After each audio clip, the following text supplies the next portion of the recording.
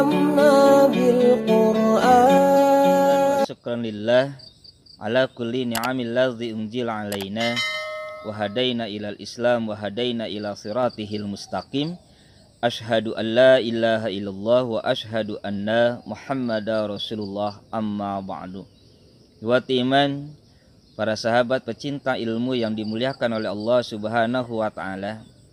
Syukur kita kehadirat Allah atas segala nikmat yang diberikan kepada kita semua, hingga detik ini kita masih bisa melaksanakan segala taklif yang disyariatkan. Buat iman, para sahabat pecinta ilmu yang dimuliakan oleh Allah Subhanahu wa taala. Harta yang paling berharga untuk kita adalah hadirnya seorang anak. Berapapun kemewahan yang kita miliki tidak akan pernah sebanding dengan datangnya seorang anak di tengah-tengah keluarga kita. Namun anak di dalam Al-Qur'an Allah sebutkan ada beberapa tipe. Pertama, ada anak yang bisa menjadi musuh buat orang tuanya. Hal ini dalam surah At-Taghabun ayat ke-14 Allah menyebutkan, inna min azwajikum wa auladikum aduwwan lakum. Sesungguhnya istri dan anak-anak kamu ada yang bisa menjadi musuh buat kamu. Disebutkan anak bisa menjadi musuh karena anak itu menjadi anak yang durhaka, anak yang akan menjadi penentang keimanan buat orang tuanya, bahkan mungkin menjadi perintang dakwah yang dilakukan oleh orang tuanya. Yang kedua, ada anak yang bisa menjadi fitnah, artinya menjadi musuh menjadi cobaan buat orang tuanya. Di dalam surat At-Taghabun ayat yang ke-15 Allah menyebutkan, innama amwalakum wa auladukum fitnah. Sesungguhnya harta dan anak-anak kamu adalah cobaan buat kamu. Disebut dengan fitnah atau cobaan dalam ayat ini artinya sebagaimana harta kita fokuskan mencari, mengumpulkan sehingga lupa dalam beribadah kepada Allah, dan ada anak yang kita fokuskan, kita didik mereka, tetapi kita lupa untuk menanamkan nilai-nilai agamanya sehingga kosong dari ruh agama dalam diri mereka, sehingga ketika mereka menampilkan perilaku itu akan menyusahkan diri kita sendiri. Nah, seperti apakah anak yang paling ideal di dalam Al-Quran disebutkan? Yaitu anak yang soleh yang menjadi qurrata a'yun. Ini diajarkan oleh Allah, doa untuk kita sebagai orang-orang yang soleh. Kata Allah, Rabbi habli minas solihin. Wahai Tuhanku, karuniakanlah kepadaku anak-anak yang soleh. Seperti apa anak yang soleh itu? Anak yang bisa menjadi qurrata a'yun buat kita.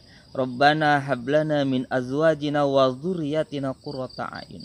Wahai Tuhan, kami karuniakanlah kepada kami dan istri-istri dan anak-anak kami itu menjadi qurrata a'yun, penenang jiwa, penenang hati buat kami. Jadi artinya anak yang saleh itu adalah anak yang mampu menenangkan hati dan jiwa orang tuanya. Nah, karena kita harus mendidik anak-anak kita menjadi generasi yang seperti ini, yaitu generasi yang memiliki karakter robbani. Di dalam surah Ali Imran ayat yang ke-79 Allah menyebutkan, wa kunu robbani, dan jadilah kalian itu anak-anak atau generasi robbani yang bima kuntum tu'allimunal kitab, dengan sebab kalian itu mempelajari Al-Quran, mempelajari Alkitab. Wa bima kuntum tadrusun, dan dengan sebab kalian itu senantiasa mempelajarinya. Artinya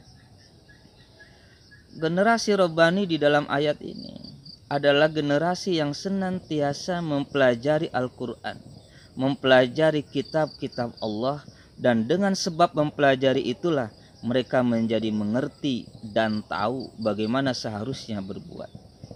Menurut Sibawai, seorang ahli bahasa, dia mengatakan yang disebut dengan generasi robbani itu generasi yang memiliki kedalaman ilmu.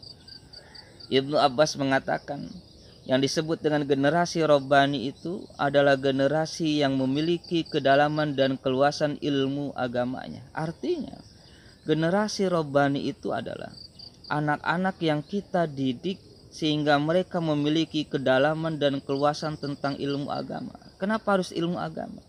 Karena seseorang kalau ingin baik, pasti harus baik juga agamanya. Dia bisa mengerti perkara halal, dia bisa mengerti perkara haram. Maka dengan demikian, dia akan mampu mengendalikan diri, tidak terbawa hawa nafsunya untuk memperturutkan syahwatnya sehingga terjebak dalam hal-hal yang dilarang oleh Allah Subhanahu wa taala. Said Qutb lebih lanjut menjelaskan di antara ciri dan karakter generasi Rabbani itu adalah mereka senantiasa menjauhkan dari segala bentuk unsur jahiliyah. Apa yang disebut dengan unsur jahiliyah? Unsur-unsur yang akan mencoba menarik mereka ke dalam alam kejahiliahan pada masa sebelum datangnya Islam. Apa alam kejahiliahan sebelum datangnya Islam? Di mana kebebasan bergaul dipertontonkan, bagaimana budaya dan karakter kebinatangan juga dimunculkan. Mereka tidak lagi saling menghormati antara satu dengan yang lainnya, perkara halal dan haram tidak lagi diperhatikan. Maka itu adalah generasi jahiliyah pada waktu sebelum datangnya Islam. Nah, generasi Rabbani akan menjauhkan dirinya dari perkara-perkara yang seperti itu. Yang kedua, menjadikan Al-Quran sebagai rujukan utama. Artinya generasi Rabbani itu adalah generasi yang senantiasa mempelajari Al-Quran sebagai rujukan bagaimana mereka melangkah, sebagaimana menjadi rujukan bagaimana mereka harus berbuat, sehingga mereka selalu mencoba menjadikan Al-Quran sebagai kendali hidupnya. Halal dan haram itu mereka coba lihat dalam Al-Quran ada atau tidakkah. Ketika mereka melangkah, Al-Quran setuju atau tidak. Ketika mereka berbuat, Al-Quran membenarkan atau tidak. Ini generasi Rabbani. Dan yang ketiga, generasi Rabbani itu senantiasa mempelajari Al-Quran untuk diamalkan. Artinya, generasi Rabbani mencoba merefleksikan apa yang mereka ketahui dari hukum-hukum Allah. Ikhwati iman, para sahabat pecinta ilmu yang dimuliakan oleh Allah Subhanahu wa taala. Nah, maka kita harus mendidik anak-anak kita menjadi anak yang saleh, menjadi qurrata ayun yang memiliki karakter generasi Rabbani, yaitu karakter yang senantiasa mempelajari Al-Quran, mengajarkan Al-Quran, mengamalkan nilai-nilai yang terdapat dalam Al-Quran. Maka insya Allah anak ini yang nanti akan bersandingan dengan kita di surganya Allah Subhanahu wa ta'ala. Demikian yang bisa sampaikan pada kesempatan kali ini. Barakallahu li wa lakum. Wassalamualaikum warahmatullahi wabarakatuh.